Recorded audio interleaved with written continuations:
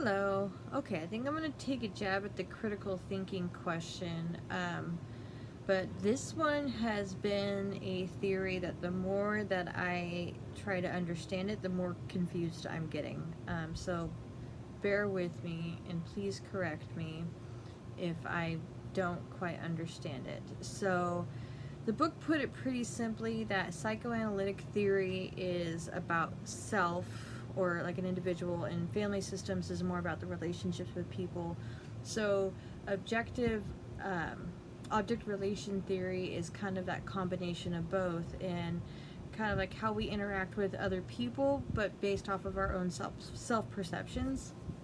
And so like in a like it was talking about projective identification, which would be basically like my own stuff that I got going on from based off of some interaction or experience or lived experience that I had that created like this bias about that. And then I kind of suppress that because I don't want to identify with that because I see it as bad. But because I haven't necessarily dealt with that, I am like I see that in other people, particularly like in your relationships. You'll see that like example that the book said was like she saw her husband as weak, and that angered her and it made her upset, which was really just like her own stuff and her own like fear of weakness, and vice versa with the husband.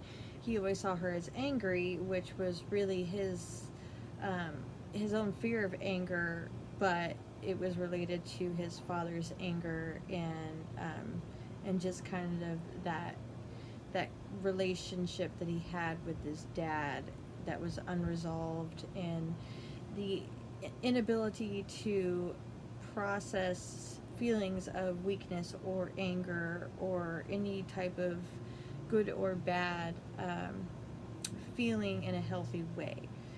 So the book talks about being able to develop a secure kind of a secure person, how the relationships that you have growing up and your caretaker, how they interact with you will kind of set the tone for whether or not you're going to be secure or insecure when it comes to that kind of self-identification.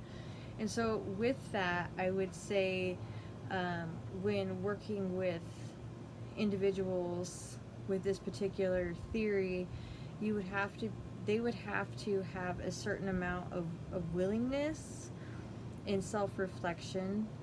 It talks about narcissism and how that develops, which is basically like insecurities, and so then you need that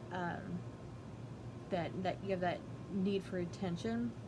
And I feel like narcissists would be a very difficult population to use this theory because it would require admitting and looking into yourself and seeing your faults and being able to willingly try to embrace the uncomfortable parts about it, or whatever that you're trying to suppress, or whatever that you're trying to project onto other people.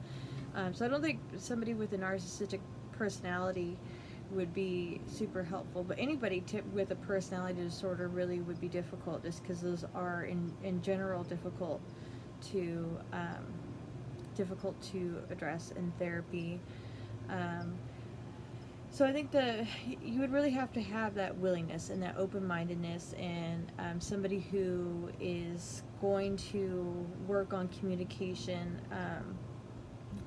And like it also talked about in the book, like in person in the therapy session, like they might be able to understand and grasp and work on that communication, but as soon as they bring it home, it's different, and they're not really able to apply it. And you'll see that when like in abusive relationships and stuff like that. So and I think some of that might be just because they want to kind of people please and look good to the therapist, but they have such deep-rooted stuff or inability to take responsibility or their own part in it that they're not able to bring that home, if that makes sense.